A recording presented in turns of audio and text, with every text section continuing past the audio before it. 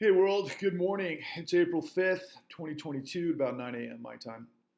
And I hope you can lean into this one because this is going to be a biggie. Look, my life's been a roller coaster for a long time. And every time I think that, I've kind of hit a brick wall, that the messaging isn't getting through to the masses the way it needs to fast enough, because I expect a whole lot of brains to turn on, hopefully, after so much effort. And it's just this constant grind. In fact, I call it the righteous grind. But I'm always absolutely mystified and blown away by what's been going on TikTok. So we've been averaging like 100,000 view increase a day. And what that's leading to is a lot of feedback from people out there. People are responding like, this happened to me. What do we do next? And I am always starting again, stopping again, starting again, telling the story. But it's like, I think we're starting to get into a moment where things are beginning to crystallize, because I think enough of you have seen this and enough of you have actually possibly told other people, and maybe that's how they're finding this. It's the only way it makes sense in the midst of all of the other noise. And so I would encourage you, first and foremost, to please go to YouTube, search out Patrick Lovell Truth Bombs the Con. Please like and subscribe. The reason that's important is because a lot of what I say on these sermon videos is that they're in their entirety, so you can capture them in their context if you want to dive in and really understand more. But also because we don't know what's going to happen next, because the information that I have is so nuclear. It is the understanding of the engine that's become a tumor that owns the freaking power structure that you don't understand. That is the antithesis of everything we were taught our country was designed to be. We live in a whole new age, but this age, unfortunately, has been this way for about 20 years. It just gets more and more diabolical, and quite frankly, criminality moves at the speed of light. So all of the answers that you need to understand to be able to give you a sort of an awareness, a circumference of how the system works is in the con. The first thing I need you to be aware of is you cannot read unless you learn the alphabet. You cannot fly a plane or drive a car unless you learn how both of those operations happen, let alone building a building, let alone building a computer. All of these things require understanding. And so I am trying to teach you how this system works when everybody is insanely busy trying to survive. And then they go a bunch of different directions and so on and so forth. But the fact is that we have so much technology, so much information, so much misinformation, it's really easy to get lost. And I am trying to have you found, because the light of the truth is what's going to save us all, because we are in a very precarious situation. Let me bring it back a couple of paces. So I mentioned that criminality moves at the speed of light. So what's been revealed in the last couple of days is, for example, NBC did this expose on what they called the PPP loan fraud, which they claimed was the largest fraud in history. It was big. It was incredibly audacious. It involved international actors. But what it proves is that criminals can move into position with lightning speed. They understand government largesse, which means these emergency stimulus programs that have been plugged into the states and into the populace writ large, that includes all of the different sorts of help that had gone through COVID, that can be stolen, quite frankly, okay? And the crooks are freaking very clever. Now, most of these that I'm referring to at the moment are what I call bottom feeders. And I didn't understand that they existed until I went through the 2008 great financial crisis, when I came to find out in a foreclosure methodology that I was being set up in a system that I knew didn't make any sense, which then created all sorts of red flags. So for somebody such as myself, when something doesn't make sense, it's got to make sense. And I've got the tenacity of a bulldog. So I started freaking gnawing on that bone, pulling the thread, and figuring it all out. One thing led to another, and it's basically a miracle at this stage of the game that we got all of this information, but it's insane in the context of the wall of noise that exists out there. And so what I'm trying to tell you is that there was a systemology of criminology that exists not just at the base level, okay? And that's just mystifying, because at the base level, these hyenas are just like every street thug you've ever seen, right? They'll just rip your purse out if you're an old lady. They'll rape and pillage it to the nth degree. They'll do whatever it takes to basically I don't thrive in an environment of chaos, if you want to know the truth. And I think criminals have always been that way. And, if you choose to become a criminal and you choose to go that way, there's a lot of upside. There's also a lot of downside. And we know that from everything that we've seen through the course of decades as it revolves around the drug and the international drug industry, the drug cartel and that sort of thing. So it's not difficult for you to understand that criminals operate a specific way, right? It's usually lying, thieving, and deceiving. And it's all based on deception. And most of the time, in the case of the mob, they kill people, right? You play ball on their terms or they'll kill you. It's a really nasty, nasty situation. And thank God I haven't spent a lot of time, having to understand what happens inside the prisons. But I can only imagine that what I'm saying is infinitely harder inside, prison and how that manifests. And that's interesting by way of ultimately understanding the grift that happens in the courts. People are stealing from the courts. And there's a way they do that. So I don't want to get too lost in the weeds on that particular side of it. But if you think that the criminality that's happening at the base level, using your wildest imagination, is insane, right? So for example, a lot of guys back in the 70s, they used to target what they would call welfare queens, right? So yeah, there were people, for example, let's just call them pimps, right? That would, have people out there with, women that had a lot of children, that they would learn how to basically get money from the system. And then what, the mainstream or, a certain political ideology started to call them were welfare queens, and just started pointing the finger like, look, they're the ones we got to be worried about because they're really, really bad actors. And it's not that they weren't bad actors, but the fact is the level of fraud that they were pulling off in comparison to what I'm about to tell you was a drop in the bucket. So that's all about distraction and distortion and everything else. And we call it asymmetric information. And so what I learned on this journey, and I don't think I was naive before this all happened, but it took my, massive wipeout in the 2008 great financial crisis to be able to work myself through this labyrinth, because I'm an investigator, to kind of figure out all the different arenas and levels of the fraud that was taking shape that created this massive, massive criminality at a national and international level.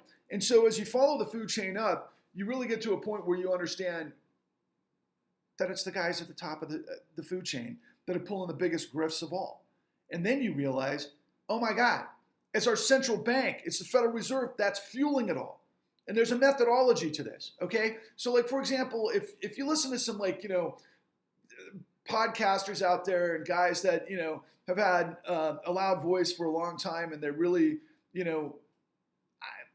they start to look into the murkiness of power, and then they come up with the Rothschilds and all sorts of secret cabals and all sorts of, ways that things happen behind the scenes that we've got to blame somebody, right, for doing something, because somebody's always in control. And I'm reminded of Alex Jones and all of the stuff that, he got insanely in trouble for, 10 years after the shooting incident in Connecticut, right?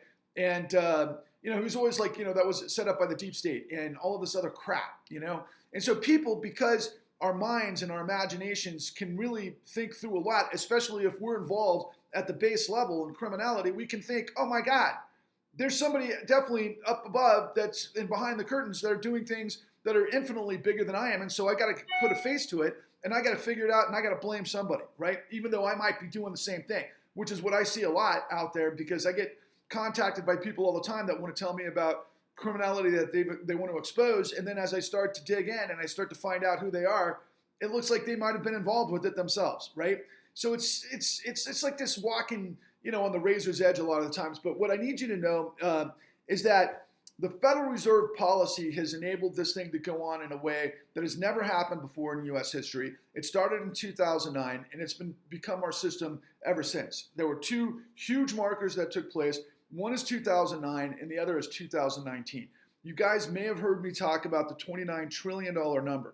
That's how much money the Federal Reserve used to flood into the system to backstop the criminality of everything that we expose in the con. Once again, that's at www.thecon.tv. It's available on Apple TV. If you go to Amazon Prime, we've been getting a lot of feedback that Amazon Prime isn't working. That's being sorted out right now. Hopefully that'll be fixed shortly. I don't know what the holdup is there, but I'll let you guys know as soon as I can. There's two other options for rental, and then if you want a free option, you can go to your local library, get a library card, and you can use a platform called Hoopla. So there's no excuses, but this is the only truth that exists really in all of media in a way that was structured that most everybody could understand.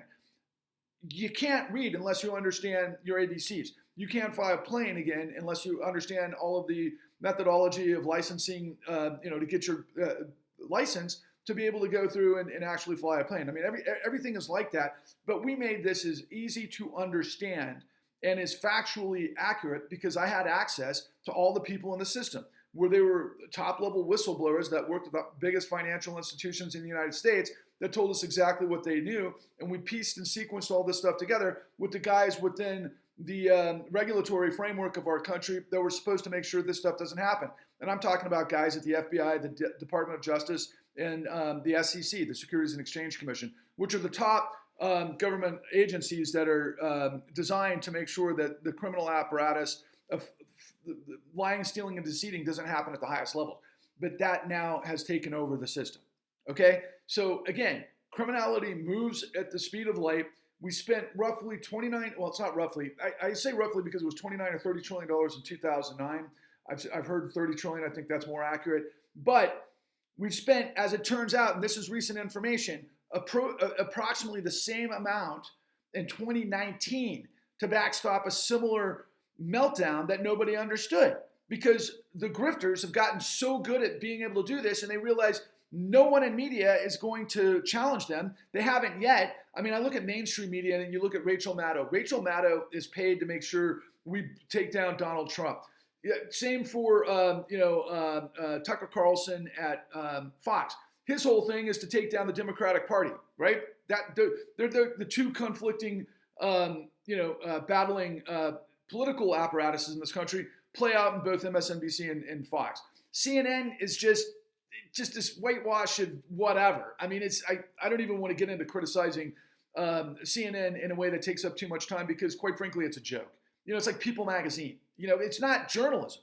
And journalism has really been completely destroyed. Not only does the marketplace not pay for it, but all of the power players that want to make sure that investigations like ours never happen, they bought papers. And I'm talking about the financial apparatus, hedge funds and private equity. They bought all the major papers in the United States. If you look inside the New York Times, if you look at the Washington Post, they're affiliated with billionaires, okay? And it sounds like, oh yeah, he's talking about again, in this sort of, murky way, some power cabal behind the system that operates the levers of power. And, and he's being critical of, people like Alex Jones on one side of the fence, but then he's saying the same thing on the other. The difference between somebody like Alex Jones and myself is I'm a journalist. I'm a muckraker. I'm an investigative journalist, which means you've got to get the evidence. You've got to get the facts. You've got to have the resources to be able to do that. And we were the only ones that ever did it. Okay? And this is why it needs to play out and it circulate. And this is probably the big thing that you want to listen to more than anything else. So by my figures, right, we have spent roughly 50 trillion, and it's probably more, from the Federal Reserve into the financial apparatus, which is Wall Street, okay?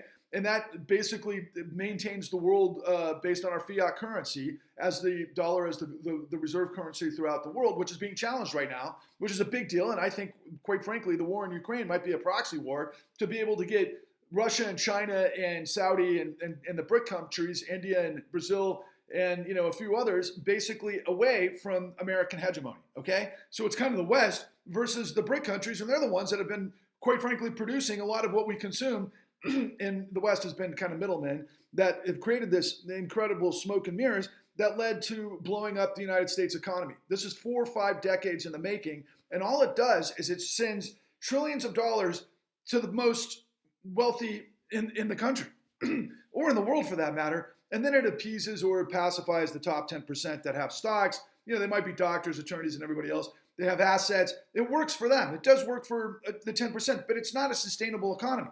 And so for all of those of you out there that are trying to ask me, Patrick, what are we going to do now if we understand the truth? And again, most of us out here want to click our heels three times and get to the answer.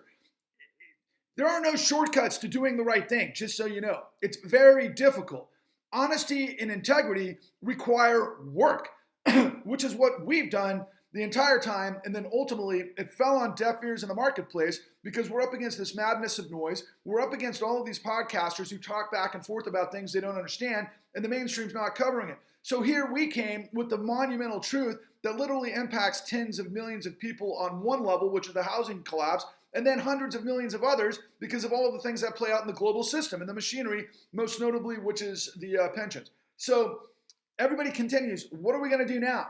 Well, there's two things we have to do, right? Because the way I look at the playing field, and again, I'm a football guy. I'm a strategist, dude. I see the three-dimensional chess of who's doing what, when, and how, and things move at lightning speed, and that's why I've got to react to lightning speed. And now I've got about 1 million people paying attention, and we need tens of millions of more to pay attention and jump in. And you're asking yourself, well, why do I want to spend the time to watch something that's going to give me the facts that could actually save my life, but that could actually, if you were a homeowner, potentially lead to some money on the other end? Let me explain. So, as I've mentioned, we spent roughly $50 trillion into the system to backstop Wall Street's global casino. Okay, let's just put it that way. And the house never fails, and the guys on the inside are basically looting, finding people who are financially illiterate to give them sorts of opportunities at free cash to get into debt slavery. It's that simple. Okay, I know it sounds hyperbolic, but that's it. And then they load them up as weapons of mass destruction on pensions around the world, and they take fees on the way up, and they take fees on the way down when they blow up the economy. It's a freaking rigged game. That's the circus, okay, that we're dealing with, and it has a political component that they bought and paid for. So everybody who's been in the system for like the last 10, 15, 20 years, they're a part of this. They don't want to break the cycle. They don't want to break the wheel, as it were, foretold in Game of Thrones, because A, they get paid on it, and B, they're all cowards because ultimately they don't believe in integrity of the law. They don't believe in liberty and justice for all. What they think is if they basically take down the CEOs of Wall Street that destroyed everybody and righted the ship to clean up this madness, that the entire globe's going to fall on our heads. And then we're going to have a Great Depression, and they don't want that on their hands, right? So everybody's got to make a deal with the devil, so to speak.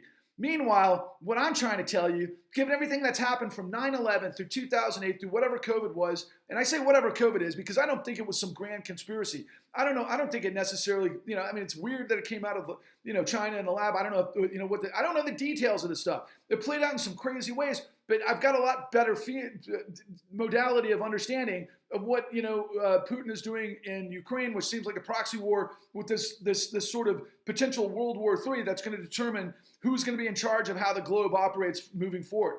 And what I'm trying to tell you guys, particularly as American citizens, is I don't want our country to be involved with a global war that continues the facade of criminality that, we're a paper tiger.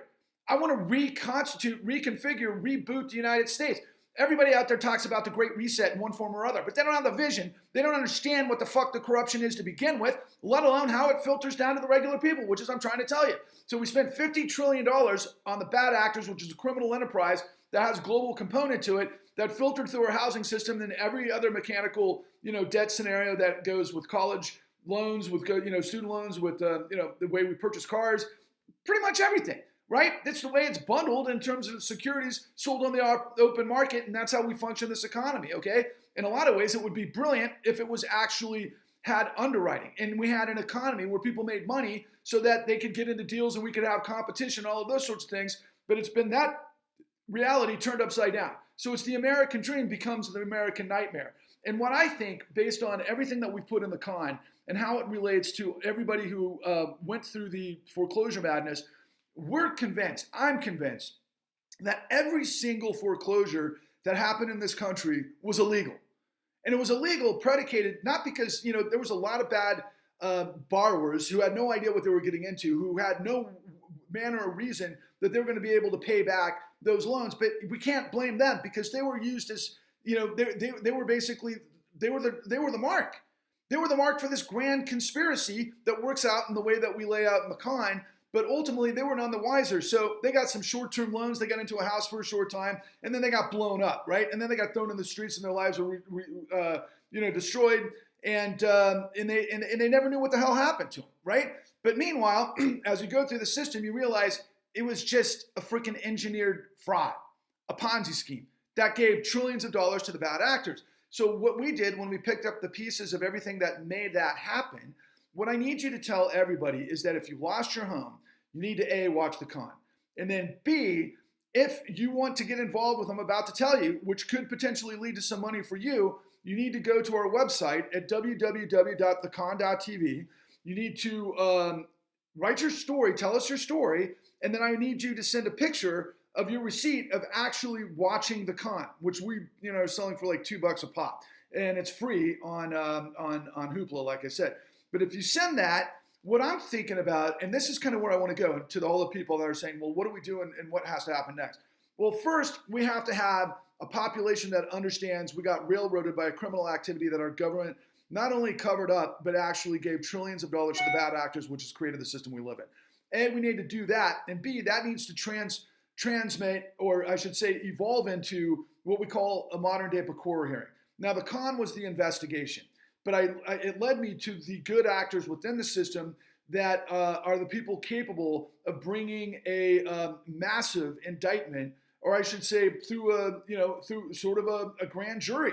Given the facts that we have, to prop up what the CEOs on Wall Street got away with, and that really needs to be backed by a whole movement that forces Congress and the entire government apparatus to deal with this, because they've been kicking the ball down the road every single freaking election cycle, and that's led us to this situation where we've got two choices in this midterms of the 2024 presidential election, and everything going forward is just all different variations of the same thing. You've got literally a corrupt scenario, top to bottom, which a lot of people on the right particularly think of as the deep state, and that's true. And then you've got the right, which is basically a white supremacist movement, right? Make America great again. For whom? Does it have anything to do with life, liberty, and justice for all? Does it have anything to do with the integrity of law? No, it's just cultural war that's been going on really, I think, on overdrive since the Vietnam War, if you want to know the truth. And it just has ebbs and flows, and all the billionaires that are up above have been able to manipulate this forever, as has been on display with the Koch brothers and, of course, Patty Thomas, or Jenny Thomas, who's the wife of Clarence Thomas, and all the stuff that led to the insurrection vis-a-vis the Supreme Court. But now I get to the big morsel that you're all tuning in, you're waiting. Patrick, get to the frickin' point.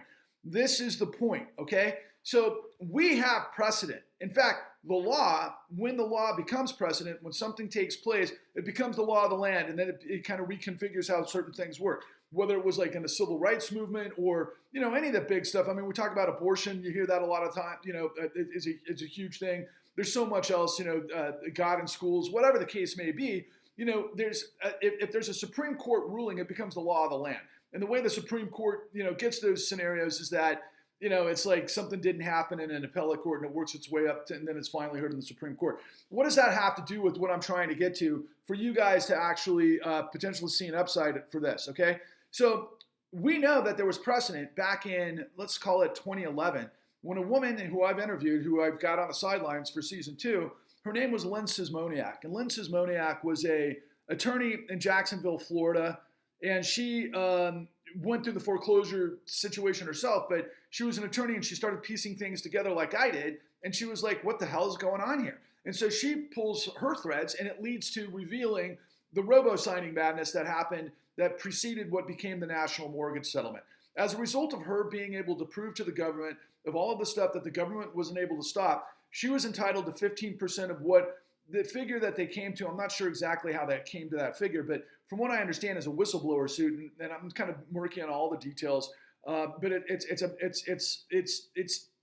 the whistleblower who brings the evidence that leads to a conviction, that leads to an outcome, is entitled to like 15% of whatever that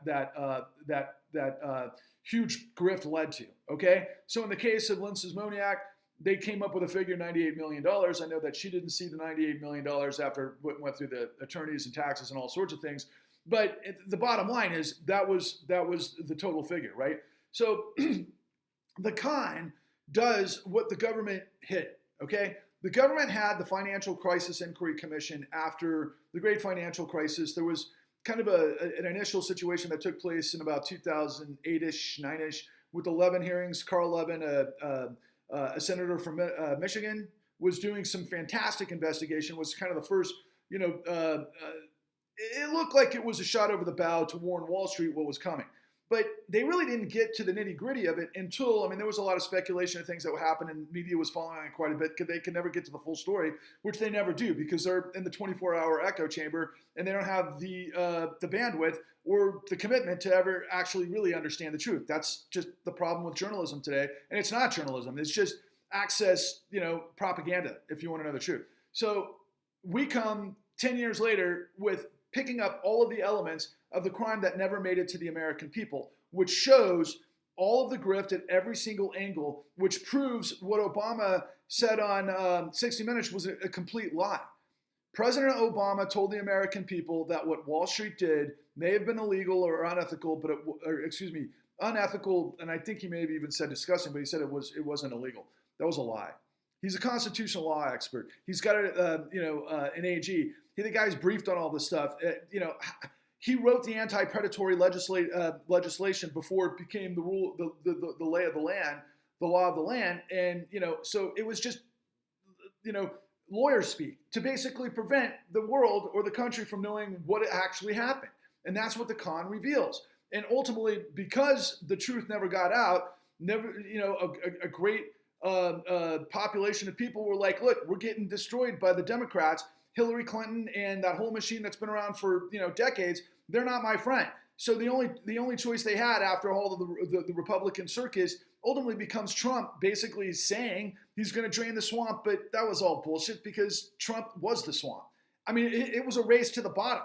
But this is what happens when things are in disarray. So based on, again, the $50 trillion number, which I now, which really, as far as the great financial crisis goes, was, let's call it 29 trillion. So it was 29 trillion. We have 10 million people, 10 million homes roughly. I think that's the kind of go-to standard number that, went through foreclosure, of which they're all illegal. I'm telling you right now, they're all illegal. And the courts allowed it to happen knowing the illegality of it. And that's what's coming next in the second season of The Con. If I can ever get it off the shelf, right? Because we've been basically canceled. We've been canceled by the system that doesn't want you to understand how this works. But if you watch The Con and we create a people movement to be able to, elevate the truth, which is why I say hashtag truth is marching, to the tens of millions of people that got to get the truth. And if they get the truth and we all come together and we start forcing the issue, and quite frankly, we have a political solution to where we start to identify candidates all over the country that aren't about corruption and being a part of the Wall Street Ivy League meritocracy who will piss on your head, tell you it's rain all day long. And then the Confederate white supremacists that basically want to create, a system that's like, hey, it's all good as long as we're in control of it. Because again, to use another reference like I've used several times, if you think about this as Game of Thrones, if you get the White House, if you get Congress, that's like getting the Iron Throne, and that is the Iron Throne between the White House and Congress. But if you get the Federal Reserve, then that's the Iron Bank. You're in complete control. That's what politics is all about, is controlling the outcome for, quite frankly, the rich. That's what the two-party system has done. And what I'm trying to tell you is that the only difference between monarchies and oligarchies and dictatorships and communism with the Politburo is the vibrancy of democracy predicated on liberty and justice for all that is ensured by the integrity of law, which we don't have. We've had a runaway train wreck. We're a banana republic with nukes, and all of the judges that have been put into these positions that have really good salaries, and they're pretty much untouchable their entire careers. That's why we need them to basically look at the law like this, with blind justice, right? It's just the law. They don't bother to look in the investigations of what took place to create this mammoth criminal syndicate that set people up and then stole their houses. And there's millions of different versions of how that worked out in the courts. They just didn't look at the facts. I mean, we got to whitewash this thing and hit the the reset button completely. There is a way that I know experts all over the country that could really, in a nanosecond, I'm not kidding you, they can figure out what needs to be fixed because the system of recordation of who owns what legally has completely been decimated. It's been decimated by this criminality. We've got to stop it because if we want home ownership in this country, which is being completely taken over by Wall Street right now, by the way, then we have to have a recordation system that actually is accurate. And that can be cleaned up really quickly. I know the people who can do this. And the way you can do that is you got to do the forensic accounting of what's going on with these rights of assignments, with all of the different things that happen in the securitization process that allowed this gigantic criminal system to happen. And we need to have, American people understand that our Federal Reserve policy is literally fueling the deceptive acts and practices that lead to the, illegal reps and warranties that the whole system is predicated on. And that's going to destroy us. It already has. It's destroyed most of us, okay? Now it's just this global potential war to see what comes next. Because if the Russians and the Chinese and the Saudis do create a new global currency predicated on that maneuvering, and the United States dollar doesn't have the capacity that it does, the entire system's going to collapse. And they did it to us. You remember the metaphor or the parable that I told you about the scorpion and the frog? The frog is at the edge of the river. The scorpion needs a lift. The scorpion says to the frog, hey man, I need to get a lift to the other side of the river. And the frog says, I'm not going to give you a ride. You're a scorpion. You'll sting me. And the scorpion says, no, I won't. And so they swim across the river. They're halfway down. And then, of course, the scorpion stings the frog. And the frog says, why'd you do that? And he says, I'm a scorpion. That's what we're talking about. Criminals are criminals. They're going to be criminals. You can only defeat criminals with the law. You throw their ass in jail, you pull back their money, and then you you right the ship and you have honesty and integrity in the system. And the only way you have honesty and integrity in the system is when you have accountability. Why am I shouting? Because we've been at war with this goddamn apparatus that's been pissing on your head telling you it's rain for now, several decades, but 2 decades on overdrive, right? And that's what I think World War III has become. So again, if you stuck around this long and you understand what you've been following, what I've been saying, here's the freaking home run point, okay? And I'm sorry that I can't just, look at you and you get all of this information and suddenly you're ready to go. It takes a process, right? So for those of you still tuning in, here's the money shot.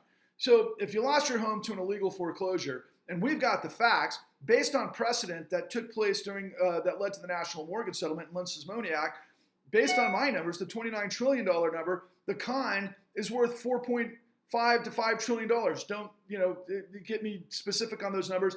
And I think there was 10 million filed foreclosures. So if we got a settlement, honestly, I mean, this is a giant if, and this would never happen unless we make this stuff happen. But if we got to that point and it became, let's say, a $5 trillion settlement for 10 million people, you're looking at about $500,000 per person that went down the drain. That right now could be on the streets, or that right now could be, out, in their rental apartment working 2 jobs, and, they lost their families and everything else. Don't you want to know the truth of what happened to you first and foremost? Go to the con, www.thecon.tv. Watch it on one of the 4 different apparatuses for like $2 a pop, or get it for free at the library on Hoopla, and then take a picture of your receipt, and then tell us your story, and we will create a catalog of that, so that if we can move this into position, and we have millions of people that have given us their stories, then we can take that to Congress after we get out of the bad guys and try to come up with a remedy, which based on those numbers, I'm telling you, that should be about $500,000 dollars per person. Now, this is all, kind of pie in the sky shit if it went the right way, because the first thing that has to happen is you need to want to actually understand what happened to you. And it's a small price to pay for the potential upside, because at the very worst, you're no longer a sucker. And at the very best, we get, a huge, massive movement together to save this country. Because if we don't save this country, it's going to fall into further disrepair. And what that means is, last night I was watching this horrific revelation of this woman from Ukraine who's in the Ukrainian government, who talked about the horrors of war that are like the same horrors of war that have happened in every war. But when you see the pictures and you understand what she's saying, the rape, the pillage, the brutality, the murder, the torture, those are real life things happening. And when that happens to you, oh my God, I don't think that's the end of the world, right? So it's not the end of the world until it's the end of the world. And the United States is a real disaster, and it's a mess, but it's not that. And it's not that yet. I mean, it is for a lot of people who end up in the prison system, or shot illegally by a police officer, or get thrown out of their house and wind up homeless. Those are all slow burn, versions of the same thing. I mean, but it's still not war, right? But I think that's inevitable if we don't pull our heads out of our asses and get on the same page. Look, here are the hashtags you've got to share. Hashtag failure is not an option. Hashtag Exodus. Exodus being the story of Moses, the people of Israel who escaped the pharaohs to basically cojoin under the 10 commandments, right? You have to have the law for society to function, which leads us then to the promised land, right? The resurrection. That's hashtag resurrection. I'm trying to resurrect liberty and justice for all based on the integrity of law, based on the light of the truth in which we all understand what happened to us and the mechanics of this incredible deceptive acts of the power system that continue to basically enrich the absolute richest amongst us. I'm not blaming all the rich. There's a lot of really good rich people out there that have worked their asses off, that got into positions, that did things the right way, that they should have spectacular success. Absolutely, I agree with that all day, every day. That's what I want. But there's been hundreds of millions of people devastated by this fucking fraud. And fraud is not shenanigans. Fraud is theft by deception, and it is criminal. So I spent a lot longer time trying to get you guys to join us, but man, there's a lot on the line, and it's all happening now. And I'm just about to be 1 million views, just my name alone, hashtag Patrick Lovell. If we get hashtag, this needs to be seen by tens of millions of people, and it's happening. Please go to YouTube and check out Patrick Lovell, Truth Bombs the Con. Please give us your stories on www.thecon.tv. Please log your questions about how this all works. If you have any, and we'll try to answer them. Onwards and upwards.